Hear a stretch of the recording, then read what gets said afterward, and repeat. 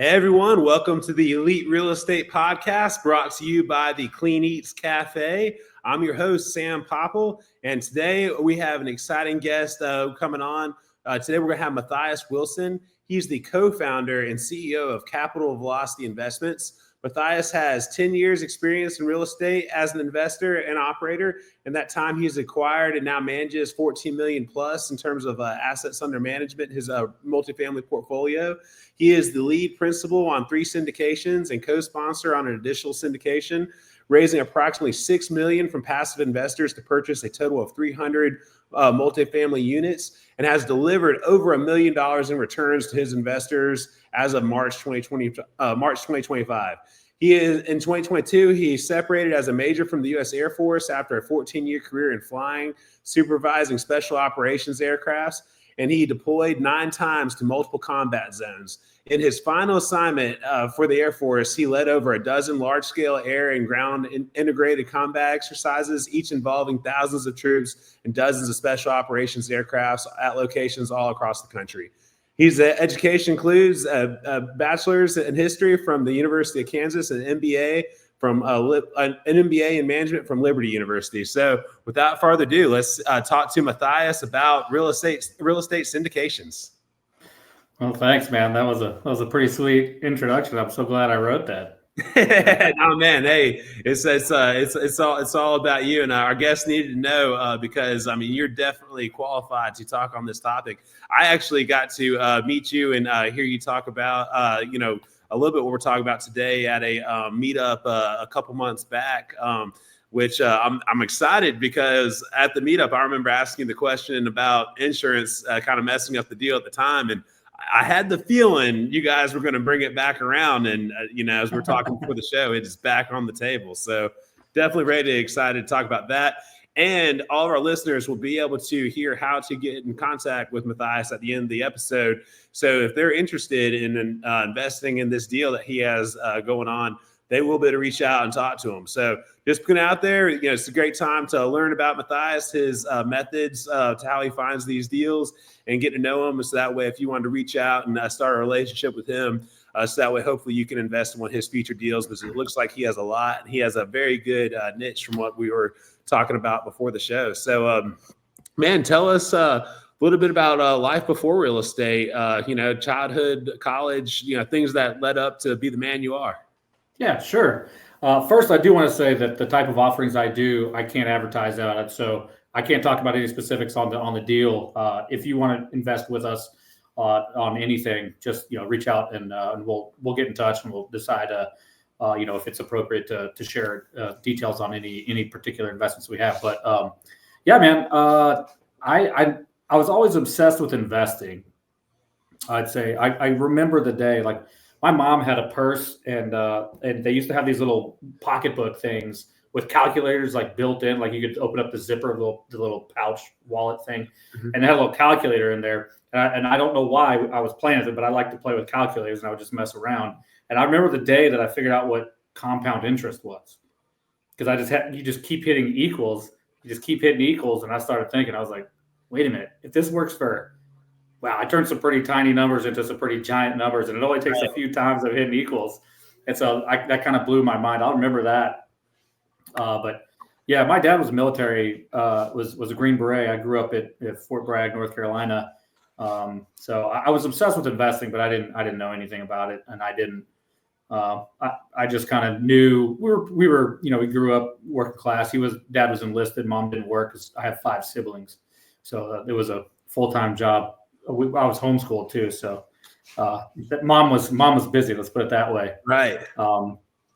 But yeah, it was like a Army brat, normal Army brat. We didn't have to move much because he was Special Forces and he was right there at Bragg.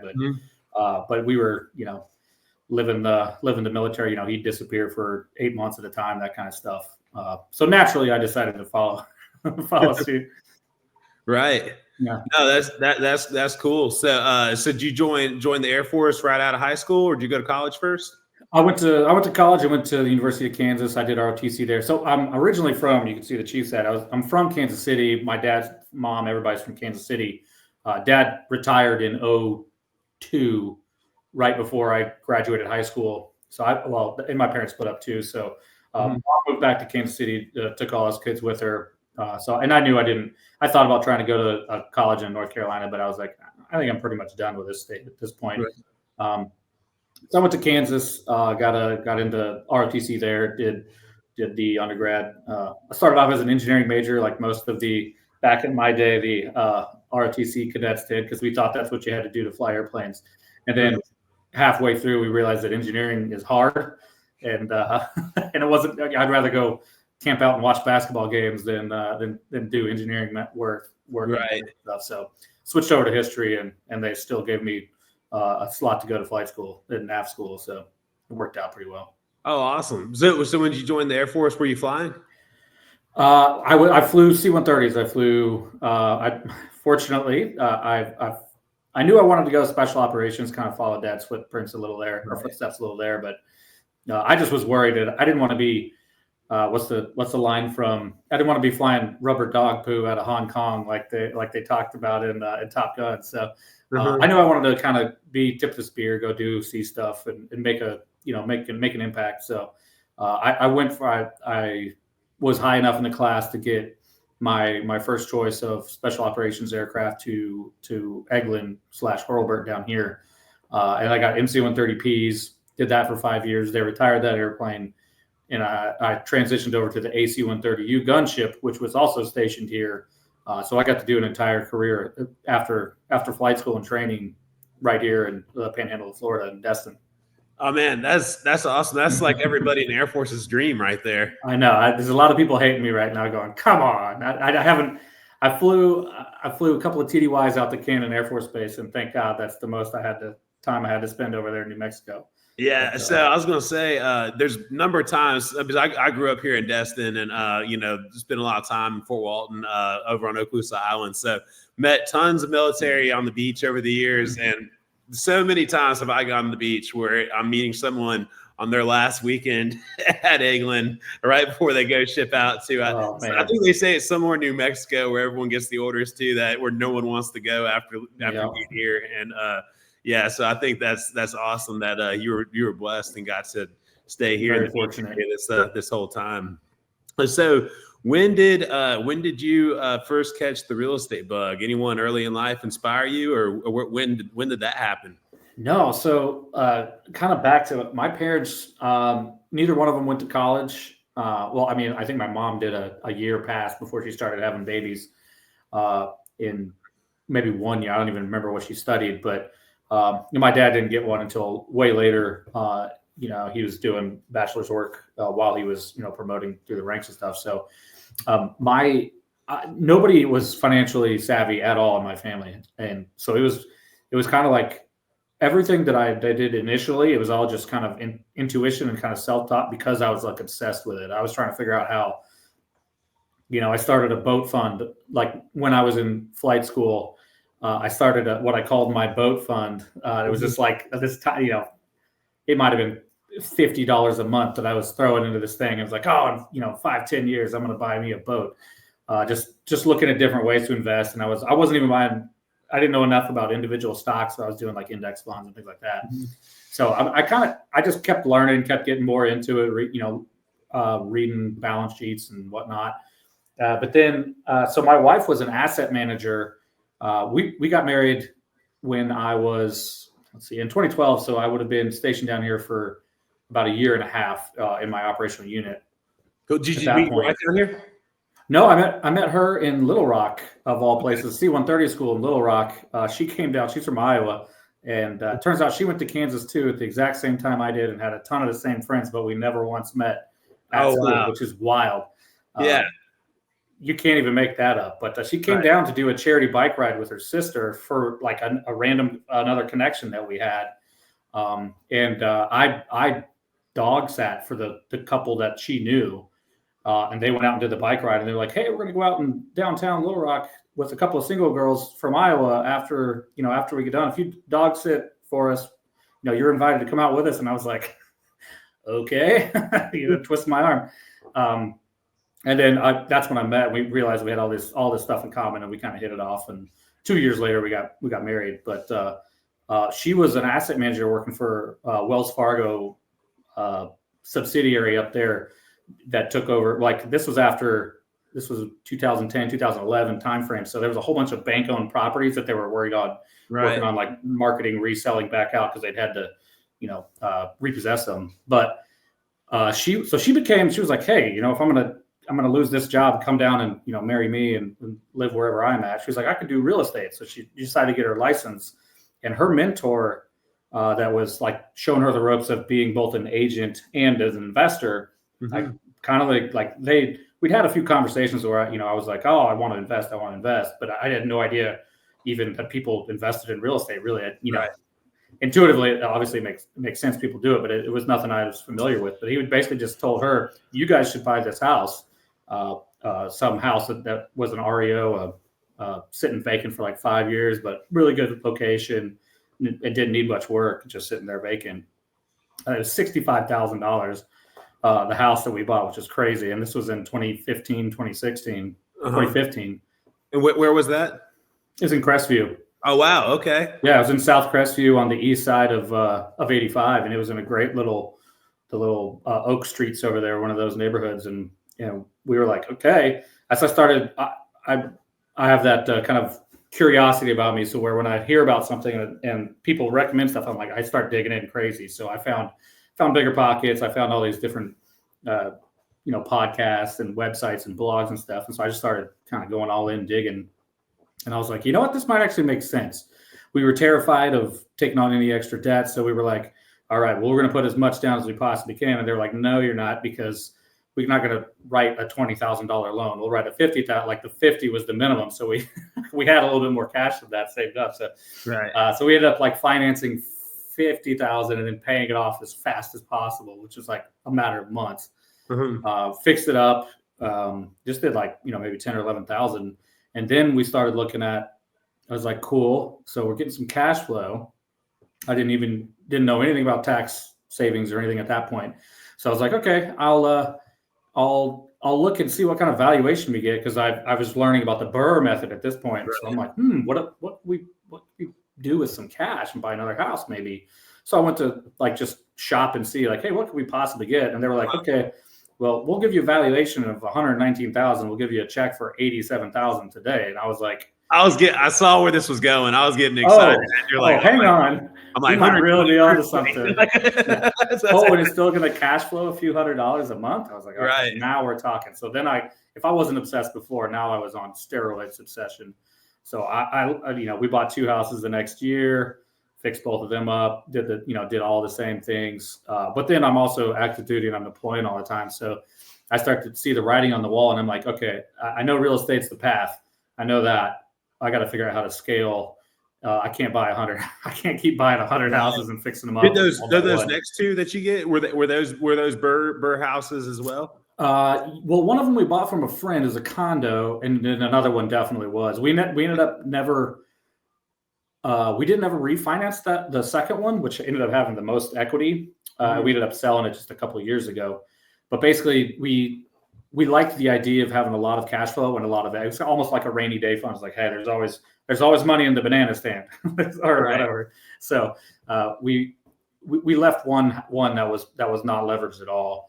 And then I started kind of digging into listening to people who are doing multifamily on podcasts, and then branching into their podcast. And that's where I kind of got into the apartments and multifamily. And I was like, this is me. Believe it or not, I'm a relatively risk averse guy. I'd much rather eliminate set a high bar for the worst case scenario, and I'll give up some of the potential crazy upside for that. Right. And I think multifamily is the perfect vehicle for that type of risk tolerance. Yeah. What was the first I guess maybe podcast or influencer maybe that really kind of caught your eye on the multifamily space? Yeah, it's Jake and Gino. It was the Wheelbarrow Profits guys, the Jake and Gino, because I heard several episodes of them coming on the Bigger Pocket podcast, and then I was like, okay. I found their podcast, and I was like, this is it. This is how you do it, in my opinion. So I listened to them and kind of dug in. They had a couple of little booklets and stuff that they offered to kind of teach everybody how to do it, and I was all in. So just a couple of years after we started, we bought a first 8-unit apartment complex, and it was off to the races. Cool. Were you still doing it all by yourself on the 8-unit, or at what point did you start using other people's money? Yeah, so we ran out of money because we had it all buried in houses and assets. So after that 8-unit, that was the last one we bought with just our own personal money. Because the goal the whole time was to, I guess I should have started this. The goal with investing for me was always that I wanted to be in control of my time and my destiny. I wanted to be able to live a nice life with a future family. Back when flight school, just thinking ahead, I wanted to have the kind of like retire early kind of thing where I could go do what I want with my time, not be beholden to a W-2 paying job. Right. So the whole goal was to build cash flow to replace my Air Force salary. Was the goal when we started doing anything, and then real estate was 100% that. So I knew I wanted to deploy a lot more capital. I just didn't know how I was going to do it without getting after kind of bigger and better properties. Plus, as I kind of learned and listening to all the podcasts and the materials out there, it was basically saying like, go bigger, faster, go bigger, faster. I think I did it right, because I think a lot of people that go bigger, faster, if they don't know what they're doing on the operation side, you can really get yourself in trouble, and you can lose some money and kind of ruin your chances of ever doing it again in the future. And I never wanted to risk my reputation on anything. So, I never ask for investor money on stuff that I'm not putting a significant amount of my own personal cash in. And again, I've been doing this the whole time. I put over $1 million in real estate investments as an LP, either alongside my investors or even in under syndications, because my whole goal was to build that cash flow as quickly as possible so that I could get out of the military, stop deploying. And when we started having kids, it was a go time, because I spent my 9th deployment was my son was a year and a half years old at that time, and kind of knew, and it was over Christmas, and he was just figuring out who Santa was and how he could open his own presents and all that. And it was brutal, and I hated it. And I was like, I'm not doing this again. And I didn't, at that point I was in 2020, it was right before COVID actually. And I knew that I wouldn't have to deploy again, because I'd be able to say, I had no commitments to the Air Force. So I knew that I ended up staying in a few more years, but I was like, okay, we're here. During that deployment, we bought a 20-unit complex. I was like sending home powers of attorney to my wife and all that. So it was a while, but that was the whole goal. And we finally hit it on that deployment. Yeah, man. Well, I mean, I respect you so much too for doing so much like on your own first to like get everything right, because I feel like I've kind of taken a little bit of a slower approach in real estate than many, but I just swear I'm never going to lose someone else's money. Like that's my thing. Like I have it because it'd bother me to the point I don't think I'd be able to sleep at night if someone invested in something that I was doing and I lost it. So worst case scenario is I want to make someone whole. You can't always profit on every deal, but if I can break them back even, I can sleep. But that's one of the reasons why I think I want to make sure that I had ultimate confidence in every deal I did before, because I'm just now at the point where I'm letting other people throw money into my deals. And it's because I just had to go through enough of them where I know what's happening. And like I said, I just respect other people that do that as well. It makes me trust someone like you so much more, seeing how you built it slow, knowing like what you want now, because I mean, there's a lot of syndications that go wrong out there. And usually it's because it was the operator's fault 9 times out of 10. That's the fact of the matter. That's Right. That's true. It's a big responsibility, and it's hard. Like, if you go raise a couple $1 million from small time investors, and then you can't.